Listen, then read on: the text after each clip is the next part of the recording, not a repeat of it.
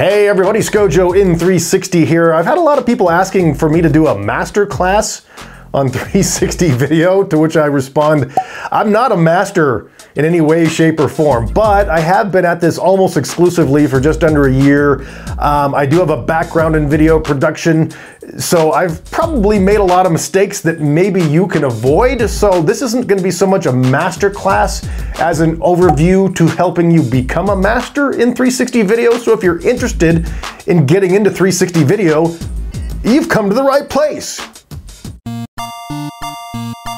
Now, for those of you who don't know me, my background is in video production, although I started off as a TV weatherman in Alaska and then got into editing a lot of my own outdoor adventures and stuff like that. I then moved back home to Seattle, worked as a producer and writer of a show that was showed on Xbox, and then I kind of got tired of that whole lifestyle, and I've now moved down to Oregon. I'm an independent video contractor, and I've been doing 360 video, like I said, for just under a year, but almost exclusively. So we can cover a few topics here and get you up to speed running and bypassing me and stealing all my clients in no time.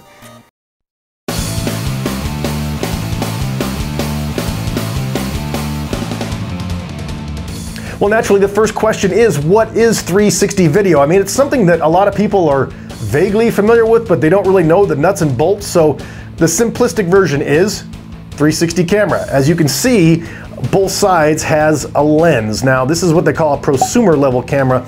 So you get two lenses. On a more pro level, you're gonna get possibly 4 or even 6 lenses. But for now, we'll use this as an example. Two 180-degree lenses. You get 360 degrees of footage. So your options and your immersion level are just phenomenal. So even the consumer and prosumer level cameras are worth getting. 360 is the wave of the future.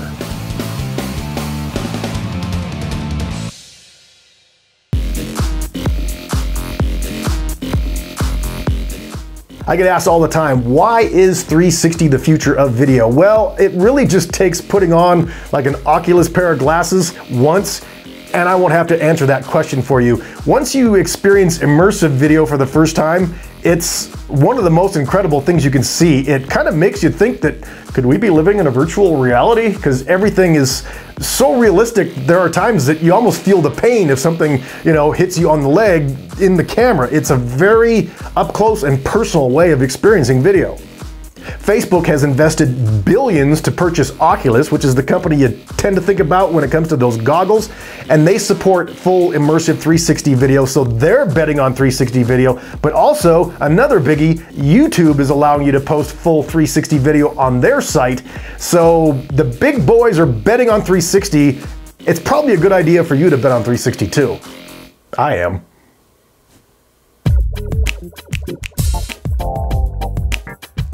A lot of people don't know this, but there are two very distinctive, different avenues to take with 360 video. The first one is possibly the one that's the most popular now. It's called Immersive, and that is exactly what it sounds like. You either have your goggles or your smartphone over your eyes, or even Facebook and YouTube now are allowing it on desktop, where you can scroll around with some keys or drag and look around.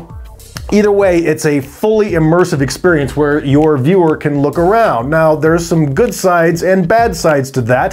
The hard part of it is that when it's fully immersive, you don't know where your viewer's looking. You can kind of guide them towards things, but you're not gonna know exactly where your viewer's looking at any given time. Personally, I like to use voiceover when using immersive stuff because, first of all, again, it's a capture you in the moment type of thing. So people are looking around, you don't know exactly where they're looking, but they'll listen to you. So build your story mostly off of a narrative and recognizing that your viewer will not necessarily be looking where you want them to because you have fully immersed them in an experience. So immerse them in that experience. The other format is one that is starting to catch fire now, and I think for at least a while is going to be the real future of 360 video, and that is what they call either reframing or overcapturing. What that is taking the 360-degree data and flattening it into a more traditional look, like a 2D flat video, but you still have access to all the 360-degree footage, so that opens up a whole new ballgame. Reframing or overcapturing 360 footage gives you something that is traditional looking on the front, but the perspectives and the angles and the ways that you can do things in the edit bay with this footage are things that you would never have been able to do until 360 was perfected. Now, I wouldn't say it's perfected yet. Once you get it into your phone or your edit bay, you can mess around with just about any axis you want. The yaw, the pitch, the roll, and create some amazing, borderline psychedelic looking footage. So my recommendation when it comes to which direction to go, if you want somebody to just be immersed in an experience, like maybe you're bringing a hot pizza out of the oven from your business, you might want to just do an immersive video. But if you want something that is both traditional looking and completely non-traditional, you might think about doing the overcapture or reframing.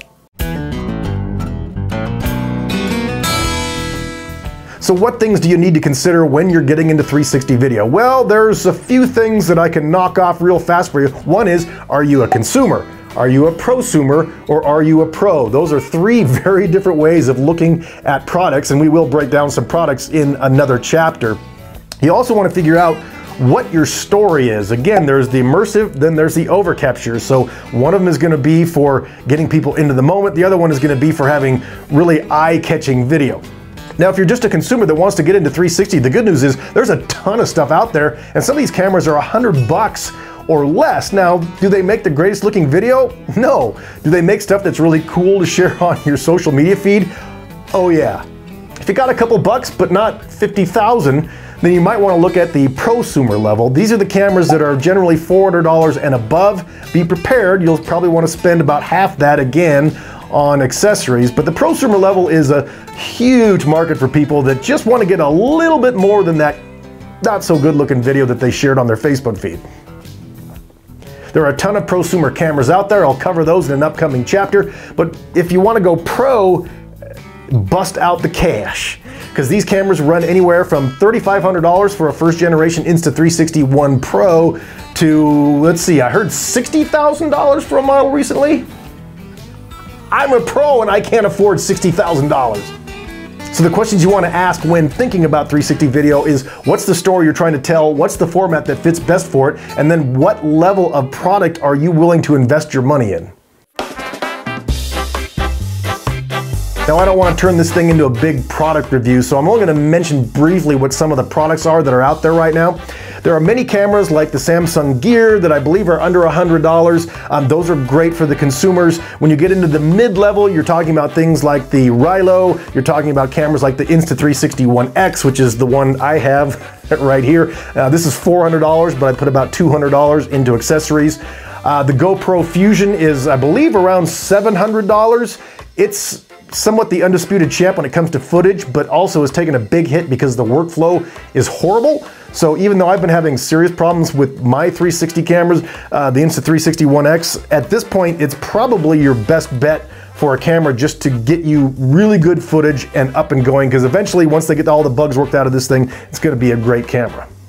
I won't get too much into the pro level cameras. I know that Insta360 just released, I believe it was a Pro 2 and a Titan now that is definitely going way up on the price scale, but you get multiple cameras, you get full surround sounds. So if you're looking at the pro level, you may need to mortgage your house. Now, because you've got two different lenses, you're getting two different pieces of data sent to your card. So that means that you have to be able to reconcile, or what they call stitch, the video into one video. Good news is that within the apps for most of these cameras and a lot of the desktop software will automatically stitch things for you, but you gotta learn a little bit about how to do it just in case, because you're basically just taking two separate images and making them look like one. Now, the workflow for 360 is fairly different when you get into the desktop mode. The good news is if you just want to do social stuff, the apps on most of these cameras are halfway decent, and most of them come with little buttons where you can just say share to Facebook or, share to YouTube, that kind of stuff. So from a consumer level, the workflow doesn't change much. When you're starting to get into a level where you want a little bit more control and you're going onto your desktop, that's when things get a little bit more complicated. Up until recently, it's been a matter of having desktop software that you drop your footage into, and then it renders it into a format that then you can put on your computer that then can be used in Premiere and Final Cut and stuff like that. Now, They have released, people like Insta360, some plugins for Premiere that take that middle step out. The times I've tried to use them, they've crashed, so I'm not sure if they're up to speed yet on that. I just dropped mine into what's called Insta360 Studio, and there I can even do all the editing I want, but what I prefer to do is just use that as the middleman to rendering all my files into an MP4, which I drop onto my hard drive, which I then drop into Premiere, and then I begin my editing. Now, 360 video is something you're going to edit very differently than an overcaptured video.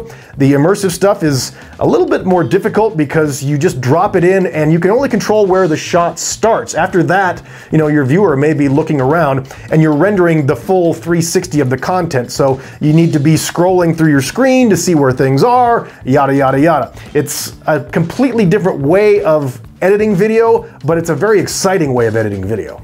If you go with the overcapture or what they call reframing, the good news is there are plugins out there. One of them, one of the best ones, is made by GoPro, and you just go in, drag that plugin, drop it into your footage, resize it to fit your frame, and then you've got 360 degrees worth of video to edit in. So if you like editing video like I do, this is your dream come true. So you've got your video done, now you've got to get it rendered, and again we're going down two different paths. The good news is with the immersive video, once you drag it into your timeline, most softwares will recognize that's what it is, so when you try to render it, it already knows that. So you can render it as that. Facebook, YouTube will recognize the data and will post it as a fully immersive 360 degree video. If you're going with the reframe or overcapture, you've got a few options. You might want to look at using one of the higher end 1080 or HD formats, but those are all available on Final Cut Pro and on Premiere. So stick it around 1080, because if you get a bit higher than that, while the image quality may improve, a lot of people's internet doesn't quite handle it. So right now, at least for now, I'm recommending you render in 1080. Within Premiere itself, you can now use Premiere to post your content for you to Twitter, to Vimeo, and what I use is for YouTube. So it will render the video, and then assuming you put your password in, it will access YouTube for you and post that video, both immersive and overcaptured. So realistically, the rendering part of 360 video, while it may take a little bit longer, is actually not so bad. It's fairly easy and fairly intuitive. Now, in previous chapters, I talked a little bit about sharing. I want to talk a little bit more about that. Right now, Facebook and YouTube are the main biggies that are supporting fully immersive 360 video. Most other formats, Twitter, Instagram, and all that, support 1080 video. There are some restrictions, like I believe Instagram is about a minute, Twitter's about a minute and a half, and that's of a 1080 video. They do not take immersive video, as far as I know, in early 2019. YouTube and Facebook will take whatever you got. They love the 360 immersive format. As long as the data is there when it's rendered that it is that format, it will automatically post it in that format for you. It will also take your recaptured videos, reframed videos, and you can have those be as long as you want them to be, essentially. So while this was far from a master class, hopefully this is an overview to you becoming a master class. Now, in future videos, I am going to be getting more into like how to edit the reframed overcaptured stuff, because that's a bit more intricate, but a heck of a lot of fun. So I will be doing some more deep dives. I'd love to hear what topics you'd like me to cover, so please, by all means, leave comments down below. I love you guys, because I'm getting more subscribers and more watch time at this early in my channel than I ever would have expected, so I'm palpitating viciously right now. But if you haven't subscribed, go ahead, press that subscribe button, and then hit that little bell on the side, and that will give you a notification every time I create new content. I'm trying to make content several times a week, so enjoy my ugly mug multiple times a week, and enjoy my love for you. I'm Skojo in 360. I'll see you around.